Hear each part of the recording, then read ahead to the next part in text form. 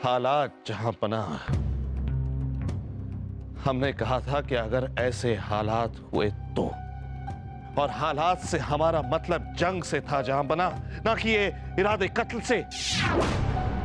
और अब हमारे कुछ भी बोलने से कोई फर्क नहीं पड़ता, क्योंकि हमने असली कातिल कौन है उसका पता लगा लिया है जहां बना।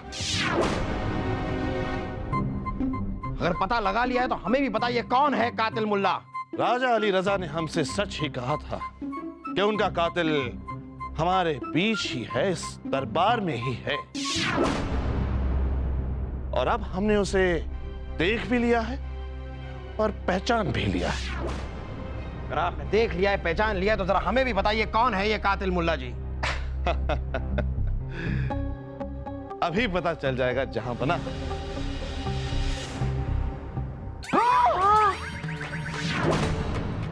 दरीचे शक।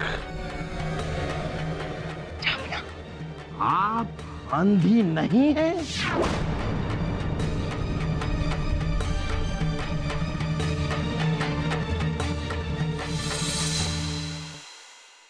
यही है वो खातून जहां पना, जिनके सदके इनके अब्बू जान अल्लाह मियां को प्यारे हो गए।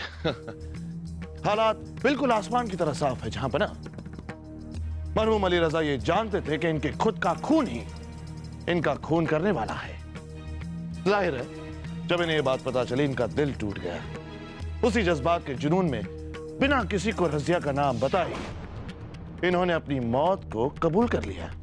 हाँ, हमें रुखसत करते करते भी ये अपने खारिजदानियों से पास नहीं आए। अपनी बेटी को अपने कत्ल से बचाने के लिए इन्होंने अपने कत्ल का इल्जाम मुगलिया सल्तनत पर छोड़ दिया। वक्त, हालात और लोग बड़े ही उम्दा तरीकों से इन्होंने चुना, लेकिन हाँ, एक शख्स को तो ये नजरअंदाजी कर गए। ये भूल गए कि मुल्ला तो प्याजा अभी यहां मौजूद है। दरीचे शक। शक तो बहुत सारे हैं मुल्ला जी। सबसे पहले आप हमें यह बताइए कि आपको इस बात पर शक कैसे हुआ कि रजिया अंधी नहीं है। अभी बताते हैं जापना। अदाकारी तो इन्होंने बखूबी निभाई, बस एक छोटी सी भूल कर बैठी। जहां बना आपको याद होगा अभी कुछ देर पहले ही जब शहजादे सलीम ने हम पर कत्ल का इल्जाम लगाया था, तब वो हमारे करीब आए थे। फिर जब वासुदेव ने बोलना शुरू किया तब ये वासुदेव के पास जाकर खड़े हो गए। इस दौरान उन्होंने एक लफ्ज भी इस्तेमाल नहीं किया। फिर भी जब हमने इनके इल्जाम पर एतराज जताया तो हमने देखा कि इनकी नजरें शहजादे सलीम की ओर थी। तो अगर ये देख नहीं सकती तो इन्हें कैसे पता कि शहजादे सलीम हमारे पास नहीं वासुदेव के पास खड़े थे। ओ, चलिए मुल्ला जी, अब लगे हाथ तो ये भी बता दीजिए कि रजिया जी ने ये कमाल किया कैसे। जहां तक हमने देखा ये भी हमारे साथ ही बैठी थी, उर्वशी के बगल में। रजिया ने ये सब कैसे किया, ये सब आप हमें क्यों पूछ रहे हैं? ये सब तो कातिल से पूछिए। कातिल ही अपनी जुबान से इनकी कहानी बताएंगी। क्यों? बताइए रजिया, अब आपके बोलने का मौका है।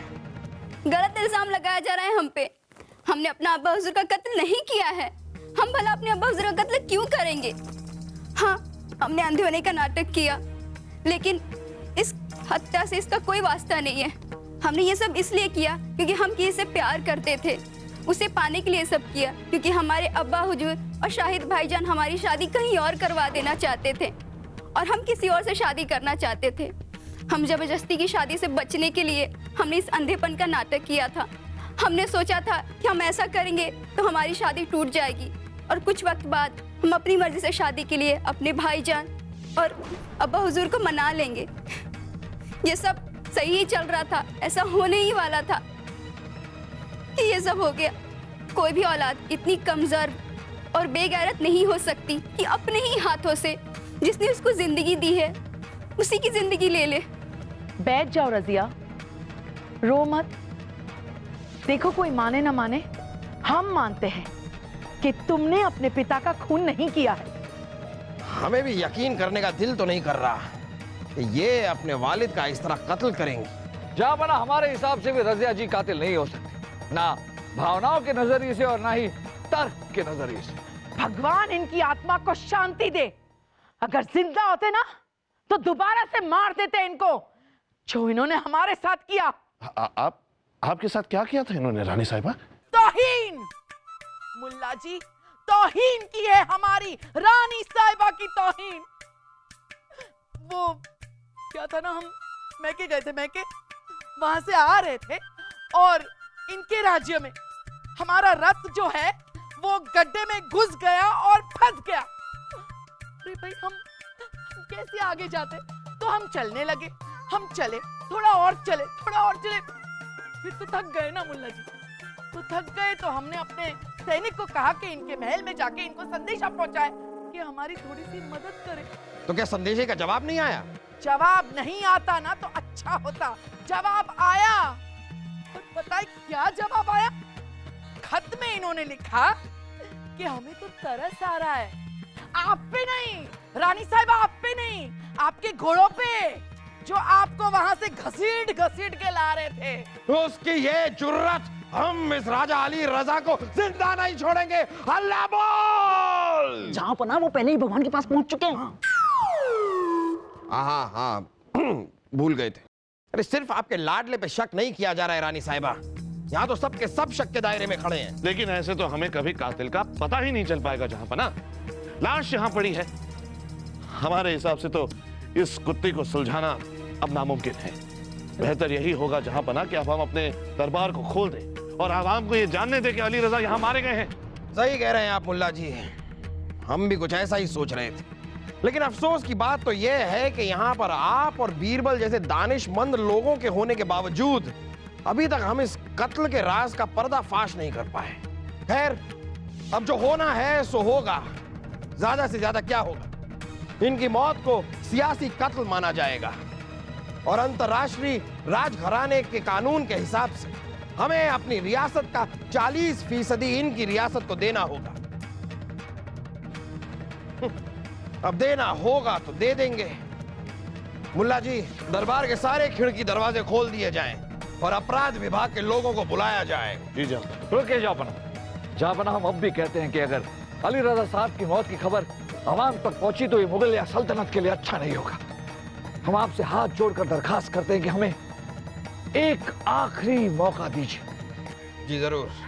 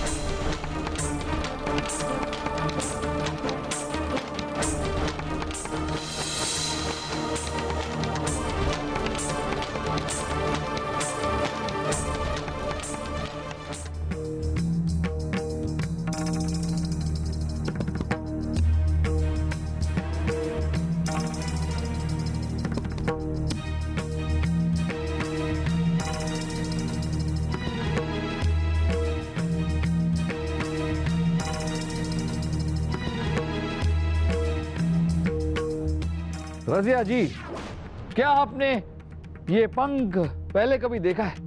किस पंछी का है ये पंख? जी हाँ, ये झिलमिल नाम के पक्षी का पंख है जो हमारे रियासत आजमगढ़ में पाया जाता है। बल्कि आप ये कह सकते हैं कि झिलमिल नाम के पंख से हमारी रियासत जानी जाती है। ये पंछी इतनी दुर्लभ और खूबसूरत है कि हमारे राज्य में ही पाई जाती है। ये पंछी जिसका ये पंख है इतनी दुर्लभ है कि सिर्फ और सिर्फ आपके राज्य में ही पाई जाती है ना? जी हाँ। बड़ी अजीब सी बात है, एक पड़ोसी देश के राजा के पिता हमारे दरबार में आते हैं। दरबार में सिर्फ खास लोग हैं, सारे खिड़कियां और दरवाजे बंद हैं और बीच दरबार में सबके सामने उसका कत्ल हो जाता है। सवाल यह है कि कातिल कौन? कातिल हम सब में से कोई एक हो सकता है, क्योंकि हम सब की उसके साथ नोक-झोंक हुई थी, सबने उसे जान की धमकी दी थी। लेकिन जहांपनाह, आपको ये जानकर खुशी होगी कि कातिल हम में से कोई नहीं। बीरबल, ये तो हम कब से कह रहे हैं, हम सब अपनी अपनी जगह पर बैठे हैं, हम में से कोई इनका कातिल कैसे हो सकता है? नहीं जहांपनाह, हमने ऐसा नहीं कहा। कातिल हम में से कोई नहीं है, लेकिन कातिल इसी दरबार में मौजूद था। अफसोस कि हम उसे पकड़ नहीं पाएंगे क्योंकि वो तो चला गया। क्या बक रहे हैं आप जनाब बीरबल जी? पूरा दरबार बंद है, यहाँ से कोई परिंदा भी बाहर नहीं जा सकता। फिर कैसे फरार हो गया आपका कातिल? अभी बताते हैं आपको मुल्ला जी।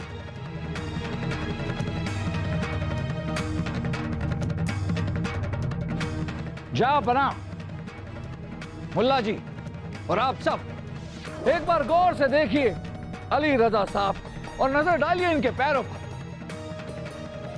इनके एक पैर में जूती है और दूसरे पैर में नहीं। सवाल यह उठता है कि अली रजा साहब को ऐसी क्या जरूरत आन पड़ी कि उन्होंने एक पैर की जूती उतार दी। गौर से देखिए, इनके पैर पर एक गोल सा निशान बना हुआ है। जहांपनाह, ये गोल सा निशान क्यों बना? हमारे हिसाब से ये गोल सा निशान तब बना जब अली रजा साहब ने किसी गोल सी चीज को अपने पैरों से खींचा। पर कौन सी चीज? जहांपनाह, कोई ऐसी रस्सी या तार। जहांपनाह, तीर सामने से चला, इसका मतलब अली रजा साहब ने एक तार खींची, एक ऐसी तार जो खुले आंखों से बिल्कुल दिखाई नहीं देती। अरे बीरबल, ये कैसी बातें कर रहे हैं आप? कौन सा तार, कैसा तार? हमें तो कोई तार दिखाई नहीं दे रहा। जहांपनाह, तार ऊपर नहीं, नीचे है, क्योंकि तार को इन्होंने अपने पैरों से खींचा था। हम बताते हैं कि तार कहां है।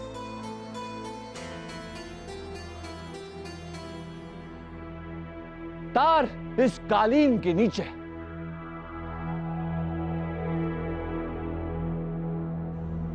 ये देखिए जहांपनाह, तार और ये गोल सी चीज जिसके खींचने से अली रजा साहब के पैर पर निशान बन गया। अब देखते हैं कि ये तार का दूसरा सिरा कहां जाता है। और इस तार का दूसरा सिरा निकलता है यहां से। जहांपनाह, ये देखिए। अब देखते हैं कि ये तार जाता कहां। आइए।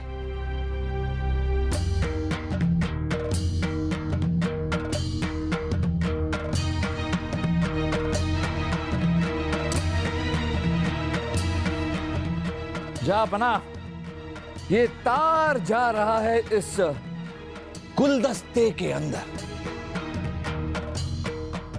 और जहांपनाह, ये रहा वो हथियार जिससे तीर चला। ये तो कमाल है। कमाल नहीं, कमान है। हाँ हाँ, वही। अब तो आप सब समझ ही गए होंगे कि ये कत्ल कैसे हुआ। जहांपनाह, दरअसल ये हत्या थी नहीं, आत्महत्या थी, क्योंकि अली रजा साहब ने खुद अपनी हत्या की।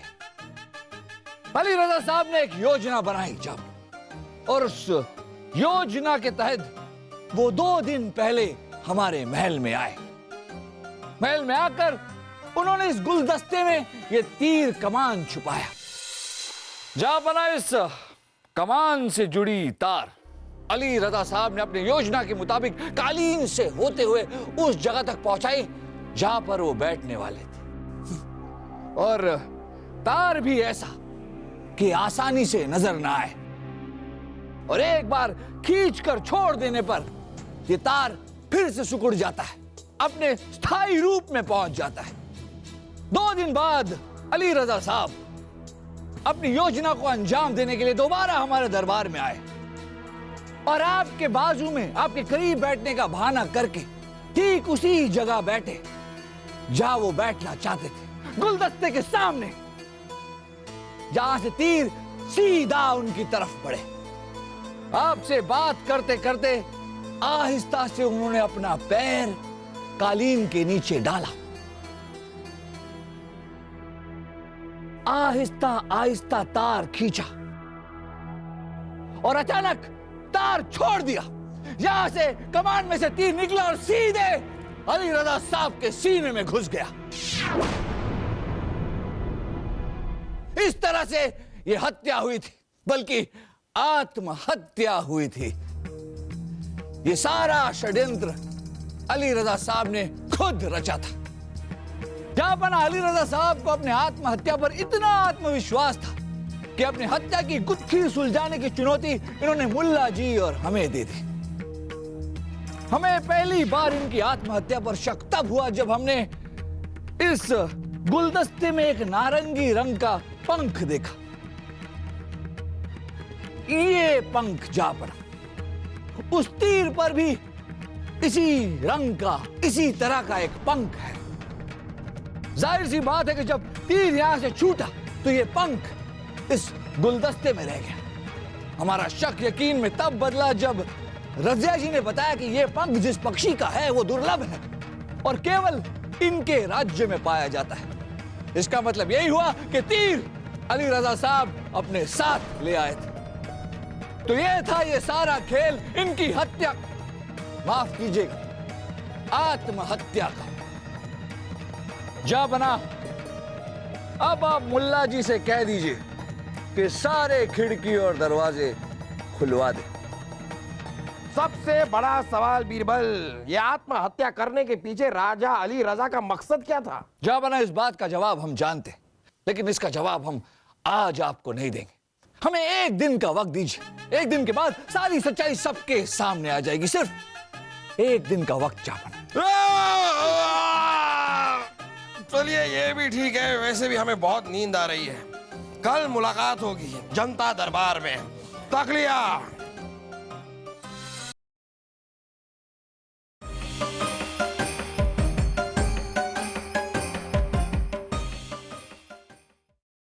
तो लीजिए बीरबल, आप बता दीजिए ये अली रजा की खुदकुशी का राज है क्या? हाँ बीरबल जी, जल्दी बताइए ना, हम रात भर नहीं सो पाए उस जवाब के इंतजार में। बताइए। सब्र रखिए शहजादे सलीम, आपके सवाल का जवाब पहुंचता ही होगा। पहुंचता होगा?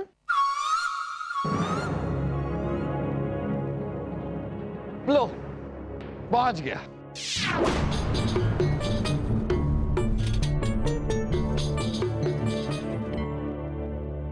जापना, अब आपके सवाल का जवाब स्वर्गीय अली रजा साहब के बेटे शाहिद अली देंगे।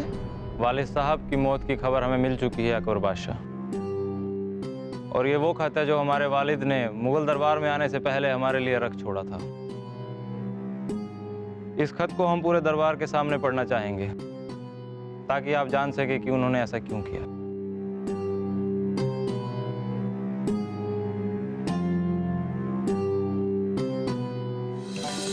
हमारे प्यारे बेटे शाहिद, ये तो तुम जानते हो कि पिछले काफ़ी अरसे से हमारी तबीयत काफ़ी नासाज चल रही थी, पर ये नहीं जानते कि अभी कुछ दिनों पहले ही हमारे शाही हकीम ने हमें बताया कि हमारी बीमारियां इस कदर बढ़ चुकी हैं कि हम चंद दिनों के मेहमान हैं। हम जानते हैं शाहिद कि तुम्हारी इकलौती तमन्ना मुगल रियासत पर हुकूमत करना है, और हम ये भी जानते हैं कि यह तमन्ना पूरी होना इतना आसान नहीं। मुगल सल्तनत एक वसी मुल्क है, और मुगल सल्तनत पर हुकूमत करने के लिए जो वसी ताकत चाहिए वो हमारे पास नहीं है। लेकिन हम तुम्हारी ये तमन्ना पूरी करना चाहते हैं, और इसके लिए हमने ये रास्ता निकाला है कि हम खुद मुगल दरबार जाकर खुदकुशी करेंगे